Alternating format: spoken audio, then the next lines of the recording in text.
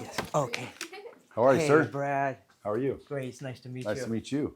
How are you? Doing great. Doing Good. great. You look sharp. Thank you, my friend. You always dress like that? I do. I do. Maybe a little more so. This is pretty big deal for me and for chiropractic. So thank you for this opportunity. Well, you're welcome. Thank you. That's how I used to dress. Yes, sir. Got the cufflinks and the whole 9 yards. Yes, sir. Mm-hmm. I try to tell the youngsters, you're not dressed unless you have cufflinks. That works for me. Absolutely. Absolutely. That's freaking right.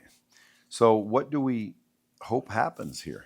Well, this has the potential to be the biggest public education opportunity that chiropractic in 130 years has ever seen. Chiropractic has been around since September 18th for 130 years, and yet very few people on the planet know what chiropractic is. Having this opportunity, you give great interviews. Your podcast has really, I resonate with you now more than I ever have before because of your podcast. You've tried to help me before. I was introduced to you through Grant Cardone, and then you had a sales rep, Eddie Martin, who got me on Lightspeed. Oh, that was a long time ago. It was a long time ago. I've had a few people come in through since then. I'm not this tech savvy guy. Your tech support team, amazing. Rhett, Anthony, absolutely fantastic. They make me feel like a rock star since the second I got off the plane. So I've been promoting and talking to the whole profession about this. I was hoping it was going to be live because I wanted 106,000 chiropractors watching this. And what I want to see happen is that not only the Institute on Lightspeed blow up, more importantly, the whole profession blow up. I want chiropractors in Mongolia to take this, chop it up, and use it as chiropractic education for their community. And I want every chiropractor on the planet to do so people can have an awareness that, look, if you're not seeing a chiropractor, you are never going to reach your full potential, and it doesn't matter what else you do because chiropractors are the only people on the planet trained in the adjustment of the vertebral subluxation. And everybody has them. It's like plaque on our teeth. So the big picture outcome is that this takes chiropractic to the next level and that we start reaching more of the 8.2 billion people on the planet. So if all these listeners say, man, this guy has got me convinced, they're just going to go see a chiropractor. Yes, absolutely. Or at least make an appointment with their local chiropractor. But how does that help you? Because I love this profession and I love humanity, and Brad, I'm very idealistic. How does it help me? I spent 32 years and I probably have the average of, I don't know, maybe 90 or 100 years of actual experience. I go 7 days a week. It's going to help me no matter what, because the more people that see a chiropractor, everybody wins. My vision for chiropractic is there is a chiropractor on every single corner of every single street. There's 102,000 chiropractors in the world, and I don't even know if they're all practicing. If every one of those chiropractors moved to the United States and was on every corner, the United States has over 330 million people. They would be, and if people just came in once a week, they'd be seeing over 3,300 visits a week. It helps me because now there's a shortage of chiropractic. As you know, and you talk about this all the time, money's got to come easy. You're never going to get wealthy exchanging your time for money. Chiropractic's my passion. It's my love. There's a limit that I can see in both time and physical, qualities of doing so. Once I hit my limit, that's great. My light speed goes to where I teach chiropractors how to communicate this. Many chiropractors are great in their analysis and adjustment of vertebral subluxations. Very few are capable of staying congruent with principles, keeping chiropractic separate and distinct, and making a living at it by creating and communicating the value of this service. So that's how I win. By other chiropractors being massively successful, the reality is this, Brad. Practice for 32 years. Yes, I'm a dynamic speaker. Yes, I'm passionate. Yes, I'm arguably the golden boy of chiropractic in my generation. I'm going to be fine. My legacy is how it benefits me. That, wow, this crazy cat from Boston practicing in Mississippi took chiropractic to another level because he was able to help chiropractors communicate value and created massive awareness internationally, starting with this amazing podcast of the need of every human being for the service of chiropractic. Now the what's it called? NTSC Institute? NTSC Institute, that's yours. That's correct. Yes, sir. And that is a VT system that trains chiropractors Yes, sir. and their staff. Yes. You have like it set up right? Yeah, I mean, you'd have to look at it because that's a very ambiguous question. I don't know what right is. I mean, Well, I have it. I've had it revamped over the years. Everything is in. I mean, it's powerful. I mean, Well, let's like maybe next week or whenever I'll jump on a Zoom with you and walk through it because I'm more Awesome. interested in blowing that up than anything. Sounds great. Because I mean, again, it sounds fancy. NTSC Institute. Yes, sir. What's that stand for? Non-Therapeutic Straight Chiropractic Institute. Non-therapeutic straight. Chiropractic Institute. Yes, and even chiropractic evolves so fast. It has a basic science, it has an applied science, and then we constantly are asking why. It has a philosophy. So even that name is a bit dated because we dropped the term straight because that was a bit antiquated. That was around in the early years of chiropractic in the 20s and 30s, and it doesn't mean anything anymore. So, but it's been my name for 8 years, so I just kept Have you ever heard of the activator? Yes. Does that you use that? No. And I'm not saying that I won't. My body's been through it. I've trained in different sports. I've competed internationally in Olympic weightlifting, jiu-jitsu, and mixed martial arts, bodybuilding. And so I'm not saying that through the damage of the years that I wouldn't use that, but as long as I can, I really enjoy using my hands. I prefer the hands myself. Yes, sir. I almost feel ripped off, even though Dr. Arlen Yes. Four, who invented it, Mm-hmm. he comes here and films chiropractic stuff, and he's got It's awesome. probably 40,000 chiropractors in his little. And that's amazing. And that's for his technique, which has been around for a very long time. It's an awesome technique. There's no doubt. Not my cup of tea. It doesn't feel like I'm getting anything. I lay down, it's like click, click, you're done. I'm like, what'd that do? I want to feel the. Yeah, there is a satisfying experience in most cases there. The audible does not correlate with the adjustment, though, that audible noise. So it's a legitimate technique. It's still getting the job done of the adjustment of vertebral subluxations. What are you saying? Vertebral subluxations. Vertebral? Vertebral, yeah. Vertebral. Yes, vertebral Subluxation. Yes, sir. Yes, sir. This is the backbone of chiropractic. These are tiny misalignments of the bones of the spine that produce pressure around the delicate nerve tissue of the brain and spinal cord, which interfere with the expression of life from the brain to the body and back to the brain. Unfortunately, you can't feel them, and you will never reach your full potential so long as they exist. We're going to dive into that. Absolutely. But And the goal would be to get any chiropractors listening to go check out the NTSC Institute. Yes, sir. Is that at the ntscinstitute.com? Yes, sir. And then next week, let's jump on a Zoom and let me look at it because like we have AI role play, we have a lot of newer things. You do. And I want to make sure yours is state of the art. Absolutely. And then figure out, is there a reason to put you and Dr. Four together or some sort of collab? Because again, I mean, all these chiropractors have to know about it. And I don't know if 106,000 chiropractors listen to me. I know there's a bunch that do. There certainly are, yes. And I know this guy by the name of Nathan Unruh. Yeah, because you tried to hook me up with him before. We has like 400 in his little thing Yeah. he calls Sidecar. Sidecar, yes, sir. And it's all about how do we make more money? Right. Well, it sounds like you got to teach them what you know to 100%. help with that. Because here's where we would be different. I'm very idealistic. Non-therapeutic chiropractic. You're selling people on the adjustment of vertebral subluxations, which they can't feel, because the vast majority of our body functions on a level we don't feel, and on a habit for the rest of their life. that insurance does not cover. Insurance is a medical entity. Chiropractic was intended to be a separate and distinct profession. So insurance does not pay for this.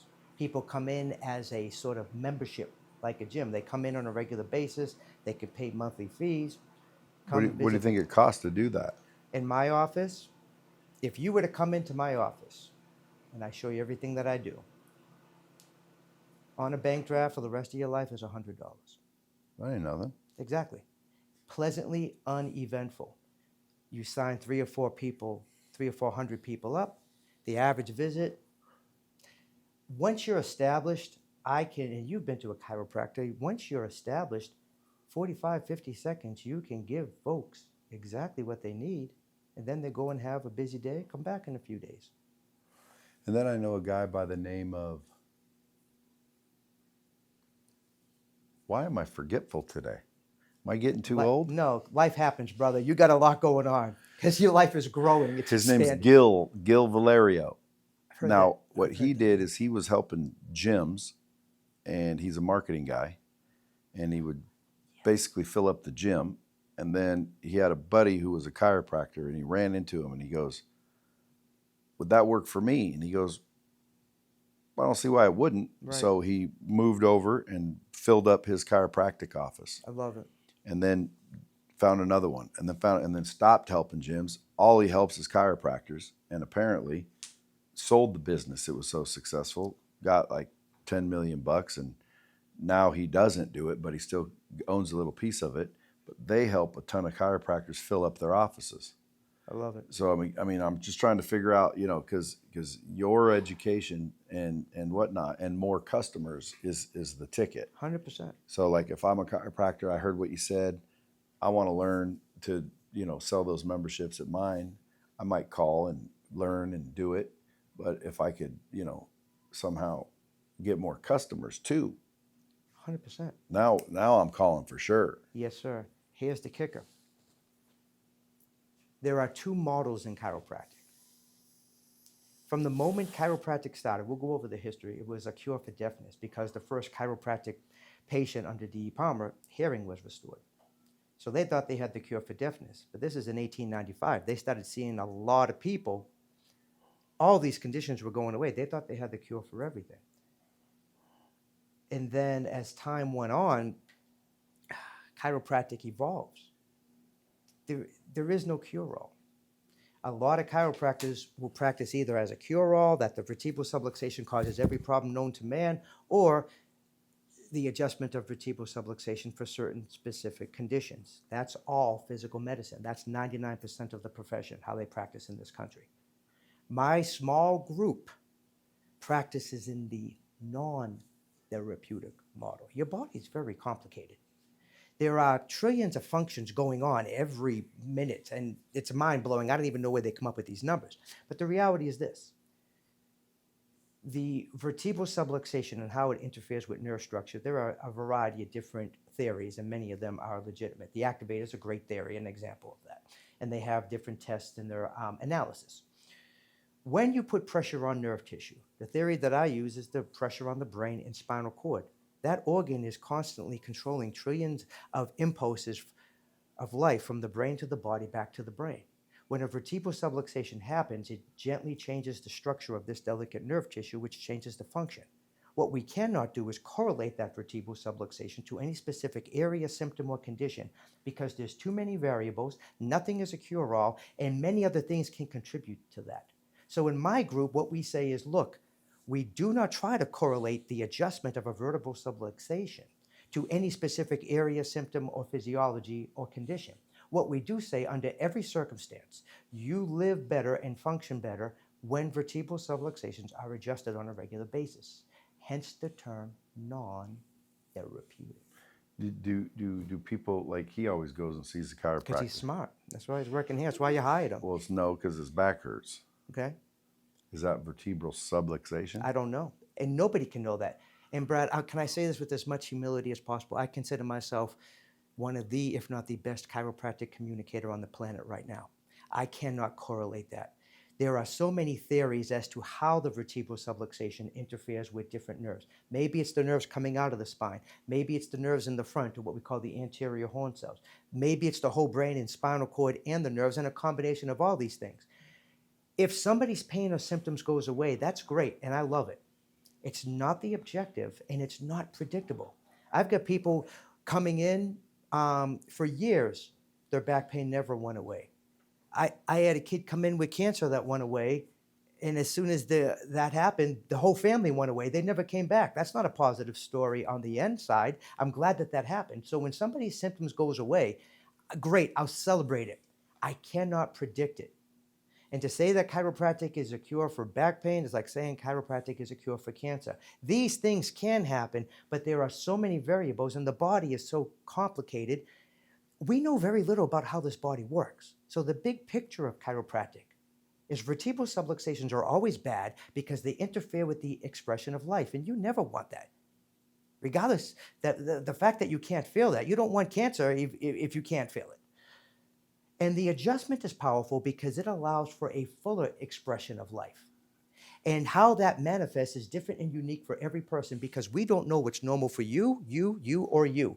Everybody's normal is different. Even medicine's catching up with this. If you notice in medicine, they have ranges. They don't have one, well, your blood pressure should be this, or your cholesterol should be that. No, there's ranges. And those ranges can be accurate. Not always.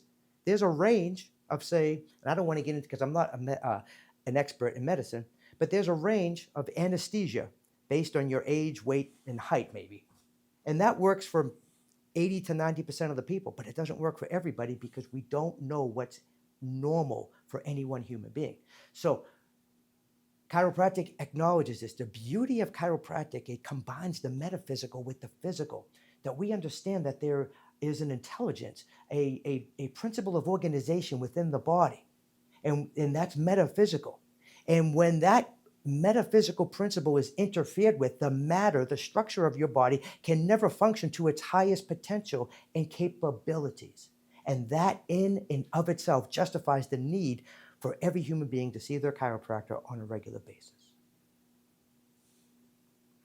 Well, let's go convince some people. Sounds like a He gave me an adjustment at dinner. Yes. Right in the fucking chair. How did it feel? Fucking amazing. Amazing. But it's like the not feeling thing, like, well, you don't, that was like something that's like, oh, okay, well, I didn't think about it like that. I was always looking for a feeling. When I do yoga, I look for a feeling. First time, if I didn't get that feeling after I did yoga, that was like that blood flow going through my whole body and that tingle, I don't think I ever would have went back. I totally understand. Unless you might have went back if the yoga instructor explained it to you that could happen, but here's what's happening definitely, even if that doesn't happen. You see? He would have went back if the yoga instructor Was- used lotion. Well, real, okay, all right. Well, that's a whole different conversation, you know. And Yeah, but I mean, add value, like you the expression of value, how to understand what is happening. 100%, Anthony. Yeah. And bro, everybody here, my name was on the sign coming in.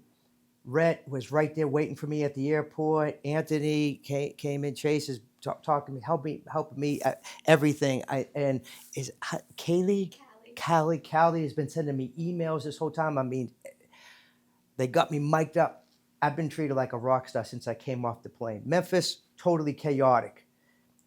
Thank God I was 3 hours early going to the airport. Ever since I got off the plane here, your staff, whatever you're paying them is not enough because, bro, I've been That's what treated they like, keep saying. yeah, coincidence. Rock star service, bro. I mean, from beginning to end, rock star. And your tech, I've been on your Lightspeed 7 or 8 years. I've been on for a long time. That whole time, every chance they have to help me, they are on top of it. They resolve every issue, and they do it with an amazing attitude. I mean, fantastic. So what you're doing is next level stuff. And while I got it on my mind, is there anything that we don't need to talk about? Any people's names, whether it's Grant Cardone, Joe Rogan, or anybody we don't need to mention, Rollo Tomasi, we can talk about anybody? All right, good. Because all these people, you guys are all connected. And I may be one of many of those connections, bro. So we're going to have fun. And hopefully have some surprises too, you know. Let's go do it. I realize why I like you now. You're a Tennessee boy. No, Mississippi, brother, Oh, Mississippi. I thought you said Memphis. Yeah, well, that's where the That's airport because is. you got Mississippi doesn't have an vertebral airport. subluxation.